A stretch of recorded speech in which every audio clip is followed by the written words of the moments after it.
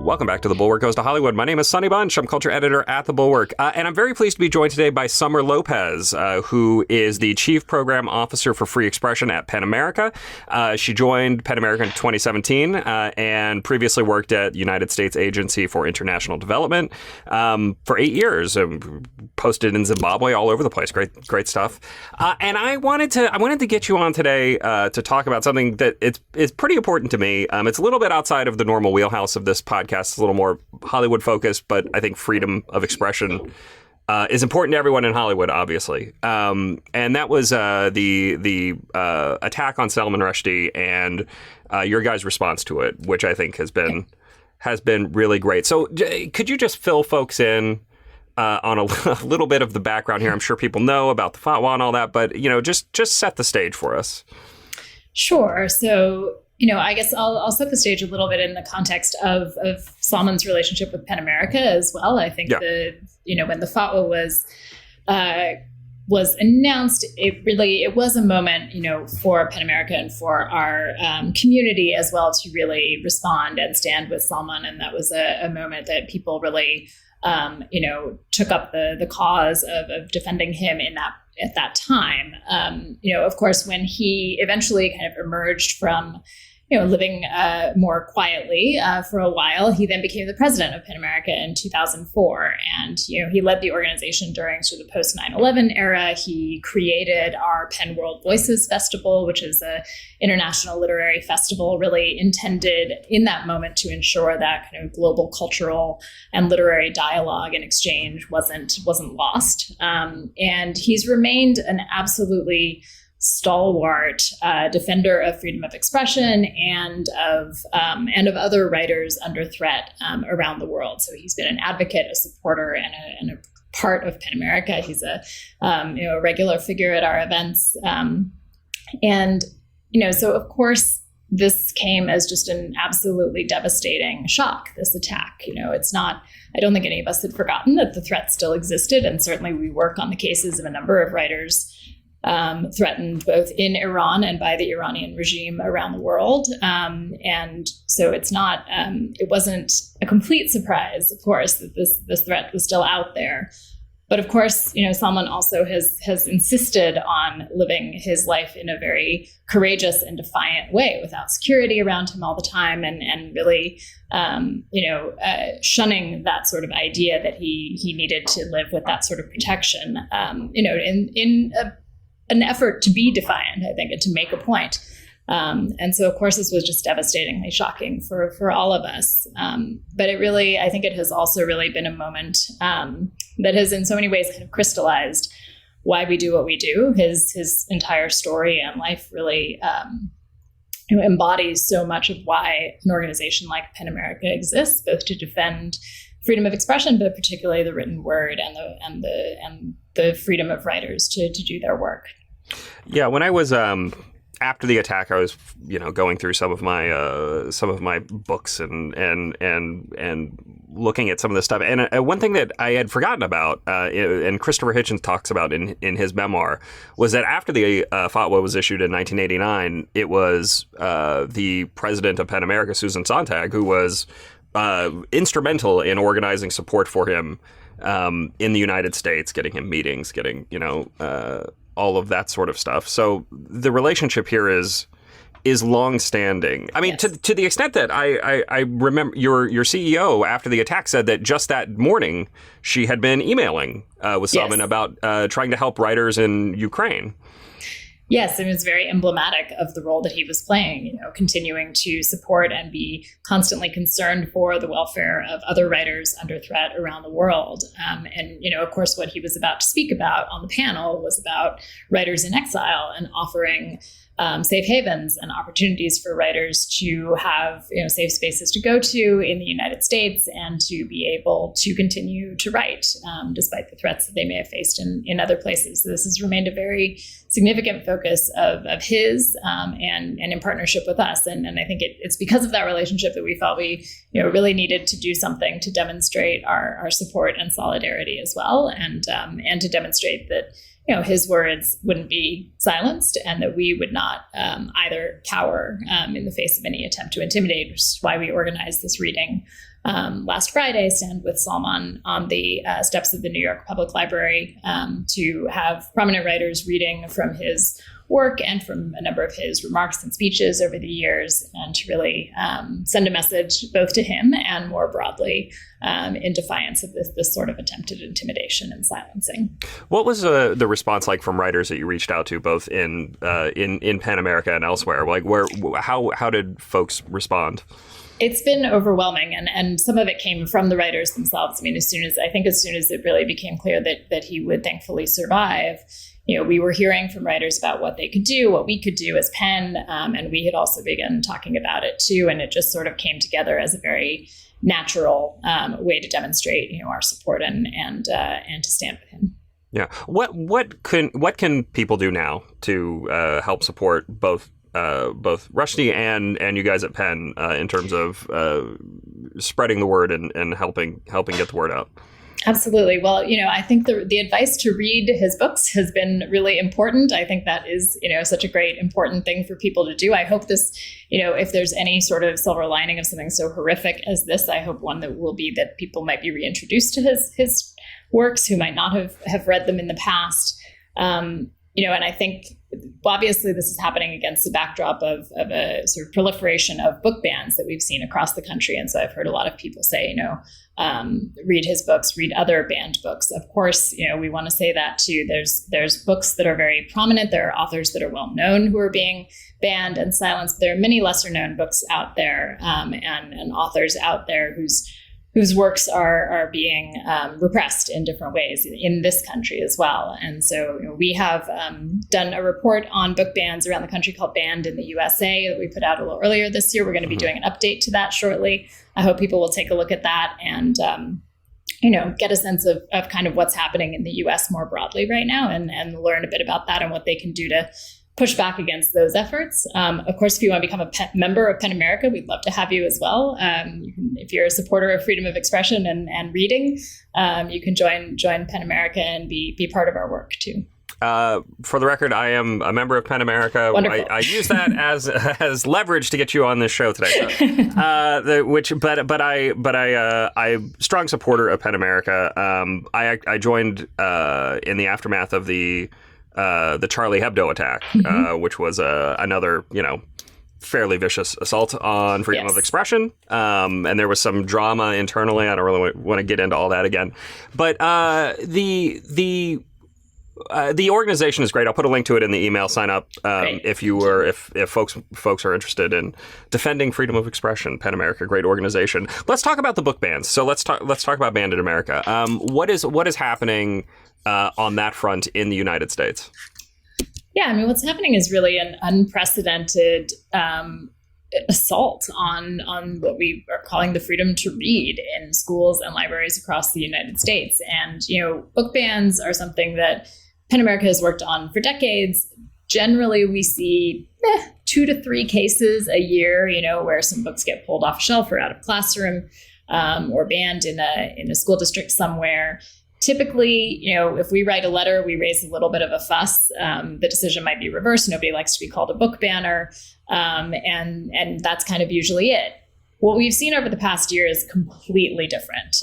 We looked at from starting in July of 2021 to the end of March of this year, we tracked over 1,500 book bans occurring in 86 school districts in 26 states. And we've unfortunately, it has not slowed down since then. And we're really seeing attempts to target books, particularly by or about people of color and LGBTQ folks. So it feels very directed at particular stories and identities.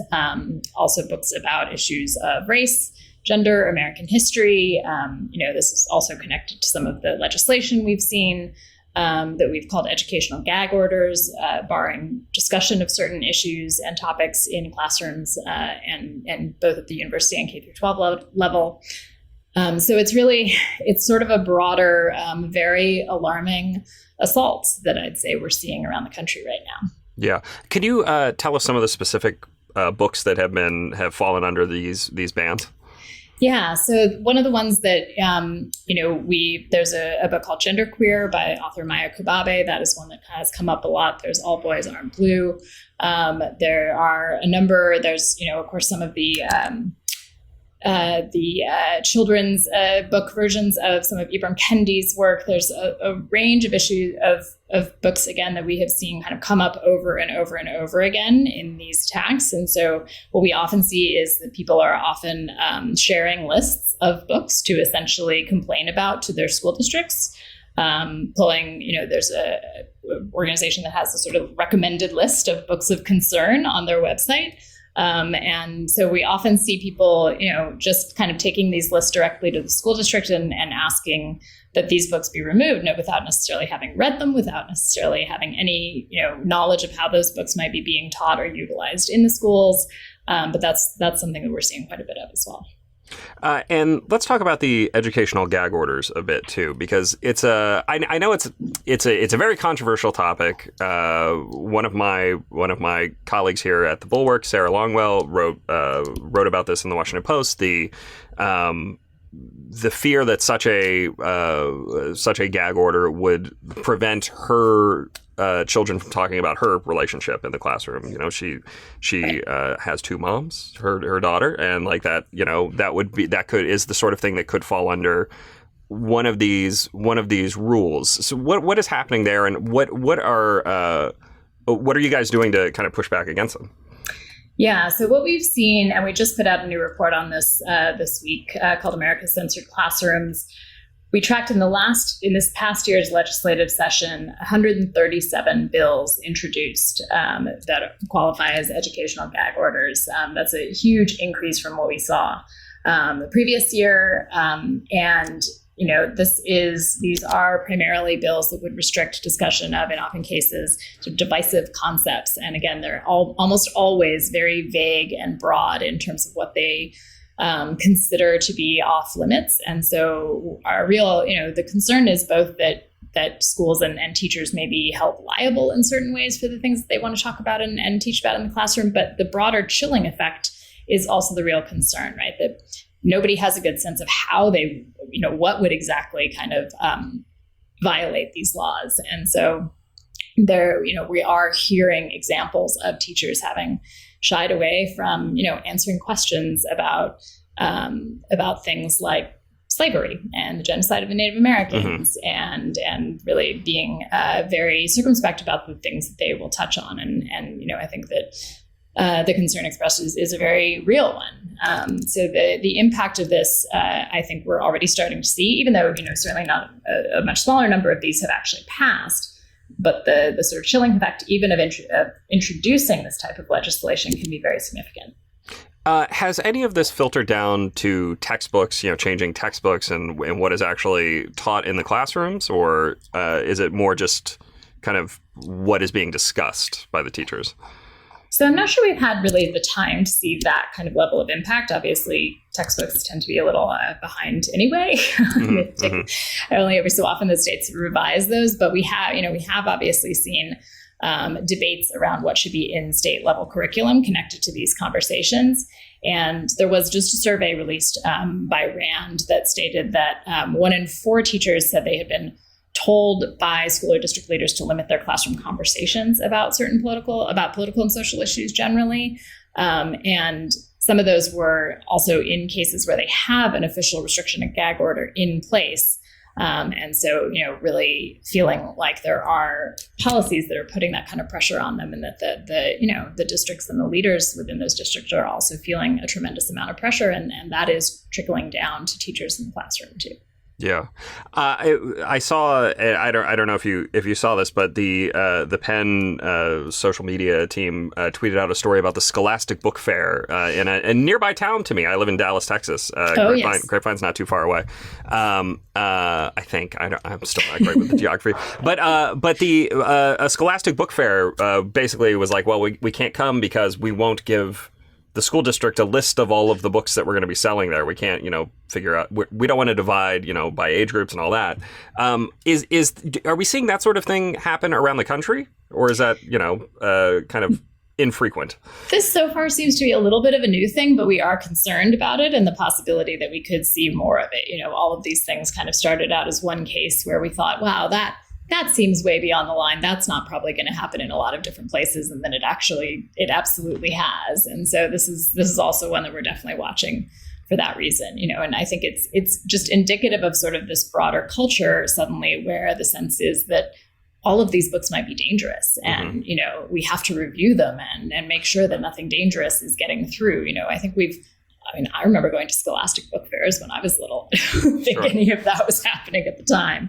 And so, you know, it's really, I think it's just alarming in terms of the kind of broader shift that we've seen in this sort of sense that, you know, that if any parent disapproves of a book that is being made available to students, that they have the right to ban access to that for all students. And that, you know, that's completely contrary to the concept of freedom of expression and to students' rights to access a wide range of stories and ideas. And that's, you know, kind of what access to books and literature is supposed to be about in schools in particular. Yeah. So to play devil's advocate, you know, in the report about educational gag orders, you mentioned, look, it's a fraught topic. It's a controversial topic. Parents are obviously very mindful of what their kids, you know, experience, especially younger kids. You know, in high schools, you can maybe have a broader range. Elementary schools, it's a little trickier.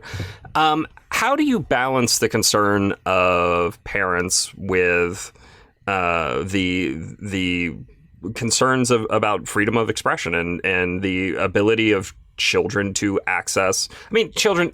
We say children. I mean teenagers. You know, right. Kids in honors English. You know, 11 or whatever. AP Comp or literature. Right. Like it's not like we're just talking about 7-year-olds here. Right. We're talking about a wide spectrum of ages here. How do you balance that concern between parents and what kids should have access to?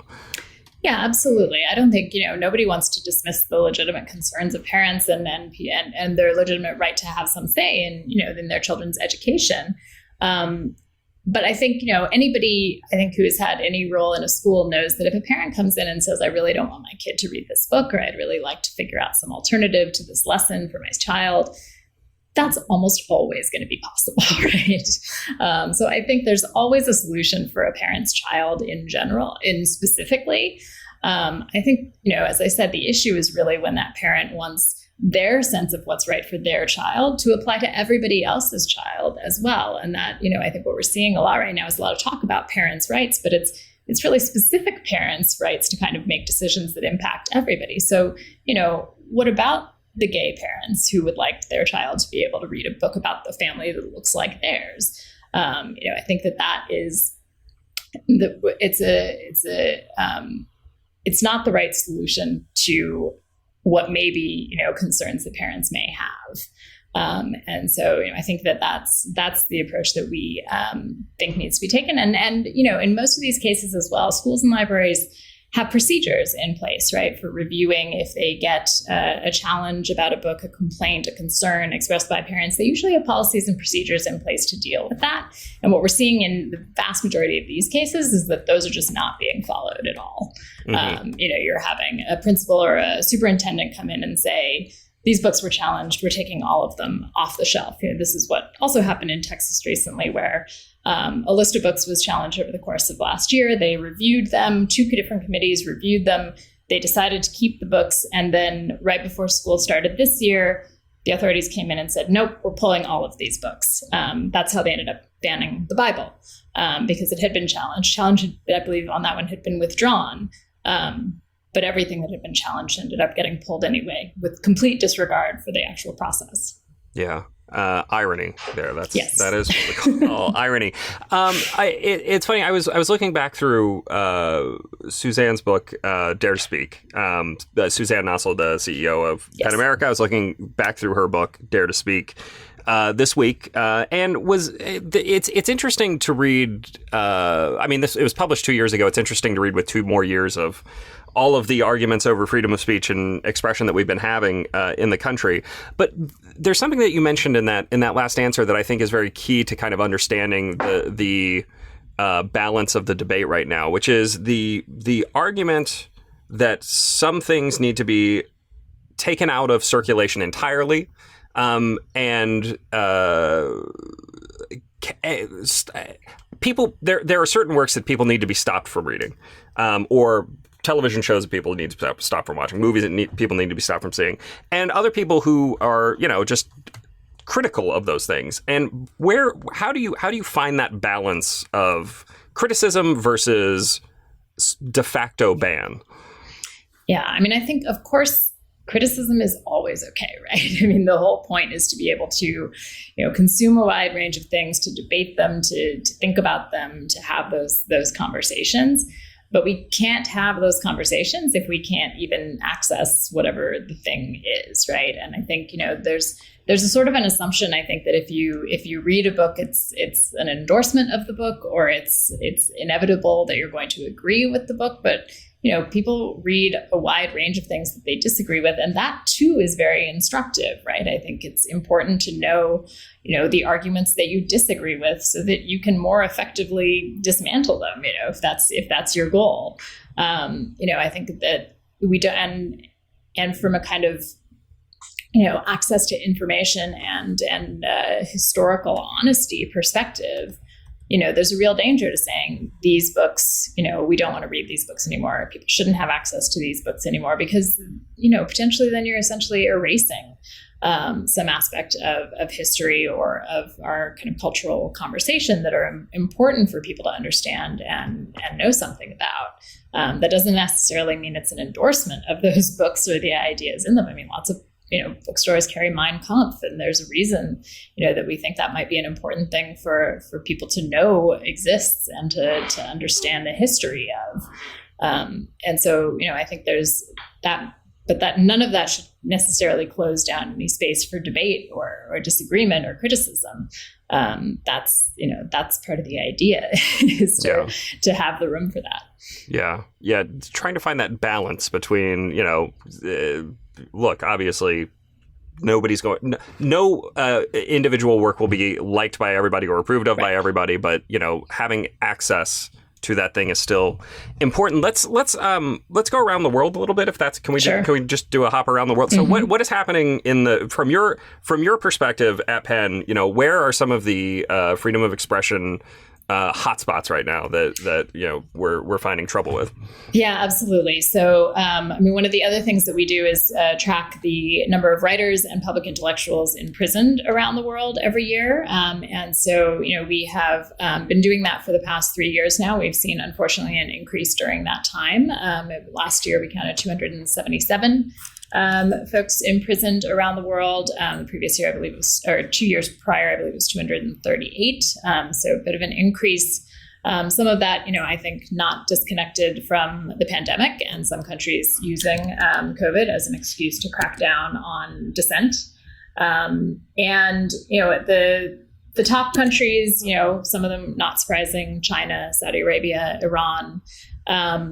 We have, in the past year, been very concerned about the situation in Myanmar since the coup there in the early 2021. We've seen a significant, reversal of the situation there. We've seen a lot of writers and artists imprisoned.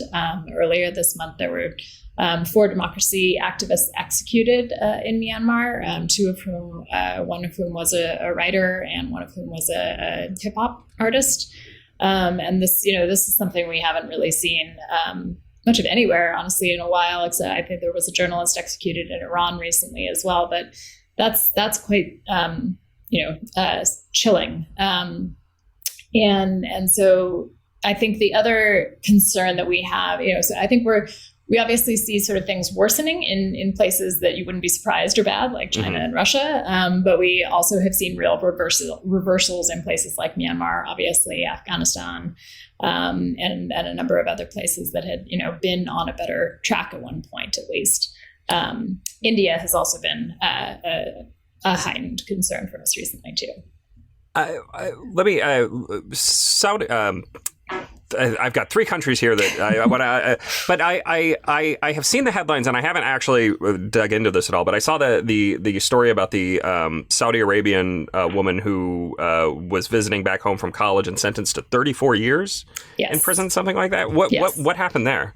was basically for her tweets. And that included the fact that she had tweeted in support of some women's rights activists who had been imprisoned previously, and one of whom, Lujain al-Hathloul, was somebody we honored with our Freedom to Write Award a few years ago, alongside two other Saudi women writers and activists. This was just an absolutely horrifying case, this most recent one. And it really demonstrates that Mohammed bin Salman, the Crown Prince of Saudi Arabia, would very much like to have this global image of himself as a reformer and a forward thinker. He is quite the opposite. Obviously, I think the entire international community, the human rights community, was deeply concerned on many levels about the murder of Jamal Khashoggi. One of them being that if they kind of got away with that, they would be emboldened and empowered to feel that they could essentially get away with anything. And I think, unfortunately, that's a little bit of where we're at. And they've found ways of, whitewashing some of these things. So Lujain al-Hathloul, for example, is an activist who was released a couple of years ago, but she's been under a travel ban. She's restricted in her communications, or in her ability to work. They kind of create these de facto prisons without bars for people who are released. And so, this is basically what we've seen is no real change in the situation in Saudi Arabia. Maybe things are, getting even a little bit more alarming at the moment. The next country was Afghanistan, which I follow the world of film a little more closely, and I know that people were terrified of what would happen to the Afghan film industry, which had been growing a little bit, had found some room to blossom, and obviously does not really have that space anymore. Right. Have you guys heard much about what's coming out of Afghanistan? I mean, a lot of the focus obviously has been on, people who have continued to try to leave the country. The situation last year when Kabul fell and the U.S. presence ended was really devastating. I think the situation was obviously dire and has, continued to be so. And, a lot of people have left. I think there has been a lot of focus on trying to support Afghan artists, writers, journalists, others who are now outside the country. I know that people are still trying to do what they can in Afghanistan as well, but the situation is obviously just extremely challenging, and the threats from the Taliban are very serious. So, it's definitely one where we are very concerned. It doesn't really show up in our Freedom to Write Index because the situation has not been one where people are being imprisoned necessarily. Mm-hmm. There were a number of writers killed last year and people targeted. But I think at the moment what we're seeing is primarily kind of intimidation and silencing in different forms. And India was the other nation that I was kind of surprised to see on the. I mean, I don't follow Indian politics particularly closely, but the sense that I think I and a lot of other people have is that it's more of a modernizing, westernizing location. But obviously that may be mistaken. Well, there's definitely been a reversal in terms of democracy and human rights under the Modi government, and we have been seeing that kind of happen over recent years. There have been cases of writers targeted. There have been a lot of journalists targeted by the government, and we just last week actually put out a compilation of writings by over 110 Indian writers from India and from the Indian diaspora called India at 75, marking the 75th anniversary of the country's independence, and have reflecting on the state of India today. And, those were quite sobering. Most of these folks were reflecting on the promise of Indian independence and of so much of India's history in terms of democracy, and the state of where things are right now, which is, a lot of sectarian violence being stoked and shutting down of space for freedom of expression and dissent. Mm-hmm. Mm-hmm. Yeah, it's this is why I asked, because I saw it on the site. It was interesting. I was kind of, again, surprised by that. One last thing I just wanted to ask you about. Again, it's interesting to look back at Dare to Speak now. Again, we've had another couple of years of debates over freedom of expression, First Amendment, and all that. And one of the things that comes up in the book is the the rights and the responsibilities of corporations to kind of safeguard free speech. I mean, obviously, Twitter, Facebook, Instagram, et cetera. Like these are areas where there is not necessarily a legal First Amendment obligation to protect freedom of expression, and indeed they may have obligations to crack down on misinformation or disinformation, things like that. How have you guys seen that kind of play out over the last couple of years here, and what do you think the state of freedom of expression online is at the moment?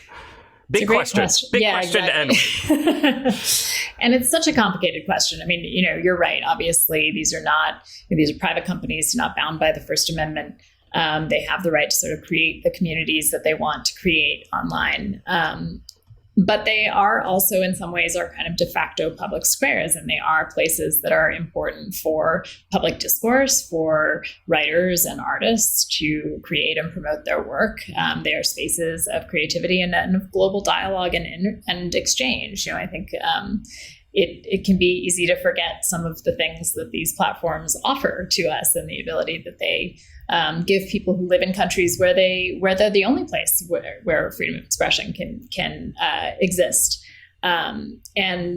But obviously there are very serious concerns, and the spread of disinformation. We do a lot of work on disinformation. We also do a lot of work on online abuse and its impact on writers and journalists as a threat to freedom of expression, because we know that it silences people, that it drives people off of the platforms, can drive people out of their fields altogether in some cases. And it's really a very alarming concern. And so, part of what we have always tried to do is think about what are some of the solutions to these problems that don't themselves infringe on freedom of expression. And just asking the platforms to kind of take down more stuff is generally not the best solution, in part because they're not always very good at it, right? They don't necessarily succeed in distinguishing correctly between actual disinformation and satire or art, or people just expressing themselves freely. And so I think we have tried to figure out what are some of the ways that we can make the internet a more open and equitably accessible space for people. And we put out a big report last year that was looking at kind of technical solutions, technical steps the platforms could take to better protect people from online abuse that wouldn't infringe on freedom of expression, pretty basic things that they could do. I think we have seen some progress on that from some of them. But it's tricky, because I think, in the same way that we don't want to ask government to kind of do significantly more to regulate speech online because of the many dangers associated with handing them that power, we feel somewhat the same about the major tech companies as well, right? Because of the power and the scope of power that they have over public speech. Yeah. Well, that was everything I wanted to ask, Summer. If I always like to close these interviews by asking if there's anything I should have asked. If you think there's anything folks should know about Salman Rushdie, state of freedom of expression, whatever, anything you think folks should know about? I mean, I think I'd just say, I think that the attack on Salman Rushdie has been, for us, I think, a moment of really crystallizing why it is that we do the work that we do and why it is essential to protect freedom of expression for all, and why it's important to protect the right even to offend, because you never know who you're going to offend, and you don't really want to decide who's going to decide what is offensive and what is the appropriate response. This is, I think this is a real moment to think about why free speech matters and why it's essential that we protect it for all of us, because if it's threatened for any of us, none of us really get to enjoy that right. And I think that Salman has really embodied that through his work and his advocacy throughout his life. And so I think it's been a moment in which we all at PEN America, I think, have felt very kind of mobilized and inspired to remember why we do this work, and hope that others will join us in that.